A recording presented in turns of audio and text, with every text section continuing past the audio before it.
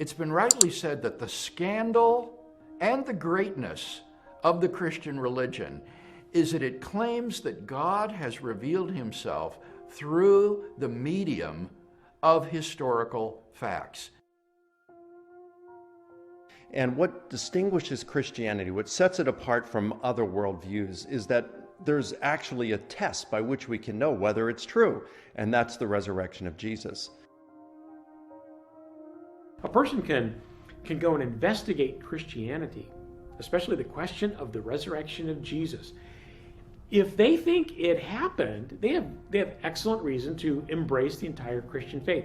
If Jesus did not come back from the dead, there's not really a solid shred of evidence pointing to that, then you're well within your rights, according to the apostle, to reject Christianity. So Christianity is testable in that respect. You can investigate it because it at its core, it has a certain question that's investigatable.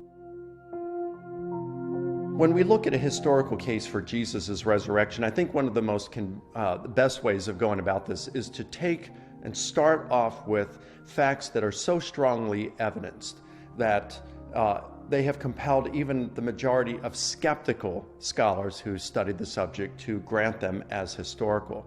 And that kind of suggests that it's not just because a Christian has bias that these things are accepted as true. It means that the historical evidence is true, even beyond a person's bias.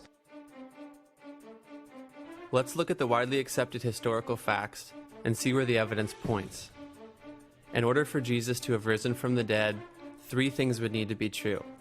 He would need to be alive at point A, dead at point B, and alive again at point C. And it turns out that the record in history of the existence and the execution of Jesus is incredibly strong. Well, it's become kind of a fad on the internet to claim that Jesus never existed.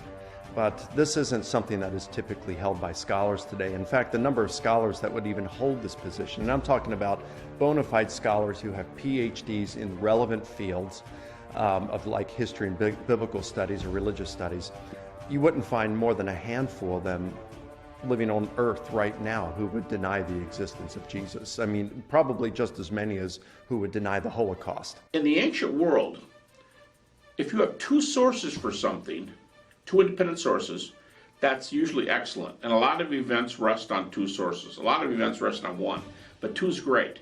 Bart Ehrman lists 11 ancient sources for the crucifixion of Jesus. And he says to the guys who say he never existed, he goes, how do you deal with 11 sources? If you just do normal history, you can't disprove the fact that that Jesus died. It's called multiple attestation. We have too many sources, documents, people, not all of them Christian. Virtually every scholar, believer, non-believer, skeptic, concedes that Jesus was executed in the 1st century, 30 or 33 AD. You get laughed out of a major academic institution if you claimed otherwise. In fact, the atheist New Testament scholar Gerd Ludemann says Jesus' execution is an indisputable fact. John Dominic Crossan and Marcus Borg, probably next to Bart Ehrman, are the best-known skeptics in America. They both say in their own way, in their own works, Borg and Crossan, that the fact that Jesus died by crucifixion is probably the best supported fact in the ancient world. Now, why would they concede that if they're skeptics and, they'd like to get a foothold and say the Christian message isn't true? Why? They say it's the best attested. Because it just is. Now, in order to determine whether Jesus was really alive at point C, we need to look at 4 essential facts. And it's important to understand that the following facts can be established without presupposing that the Bible is God's Word. They're a matter of history. They're established by the records of both Christian and non-Christian sources from the ancient world, and they're agreed upon by both Christian and non-Christian historians today. The majority of New Testament historians have come to accept as factual that his body was then interred in a tomb by a member of the Jewish Sanhedrin, whose name we actually know. His name was Joseph of Arimathea. He was the man who buried Jesus of Nazareth. Secondly, that tomb was then found empty by a group of Jesus' women disciples on the Sunday morning following the crucifixion. And again, the name of Mary Magdalene is always attached to that account of the discovery of the empty tomb. Thirdly, that thereafter various individuals and groups of people experienced appearances of Jesus alive after his death. And finally, that the original disciples suddenly and sincerely came to believe, despite every predisposition to the contrary, that God had raised Jesus of Nazareth from the dead. Now, some people will say, well, sure, anyone could make that claim. But what we're saying is that they really believe that they saw Jesus. Whether these were hallucinations or not, that's a separate question. But the historical fact is, and this wide spectrum of historians acknowledge, that the disciples really believed that they were appeared to by Jesus. So from there, we have to account for what led the disciples and Paul to believe that Jesus had been raised from the dead and had appeared to them. What were these experiences they were having? Now, of course, we can't get into a time machine and return to the past and see what they actually saw, to experience what they experienced. But we can look at various options. Some will argue that Jesus' body was stolen. Okay, if Jesus' body was stolen, why would the disciples have genuinely believed he appeared to them if they stole the body? Bigger question yet, why would Paul believe Jesus appeared to him if the body was just stolen? What explanation is there? How do we interpret the conversion of Paul and James? How do we interpret those four facts that the wide majority of scholars take for granted?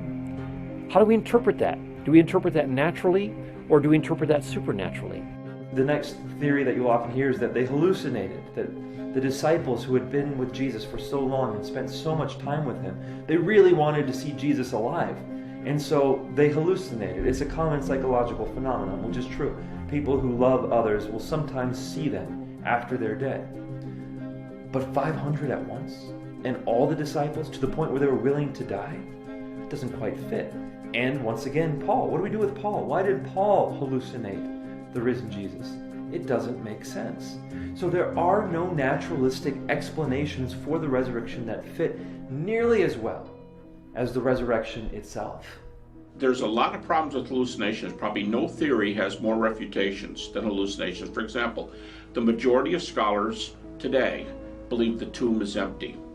But hallucination is a full tomb theory, not an empty tomb theory. If the disciples saw hallucinations, there should have been somebody inside the tomb. Now the problem is, you've got to argue for two theories. And the more theories you have to string together to explain these facts, the less plausible it is, the less weight it should carry in causing you to believe one way or the other. Why do many scholars today not conclude in the resurrection?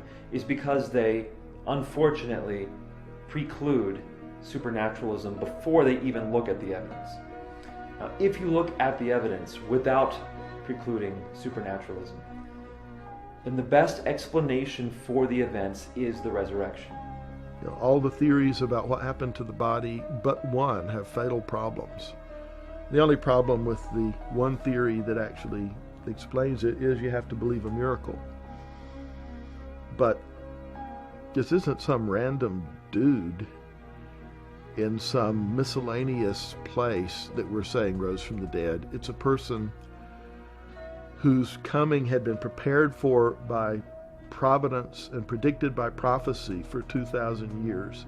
A person whose friends kept asking themselves, what manner of man is this?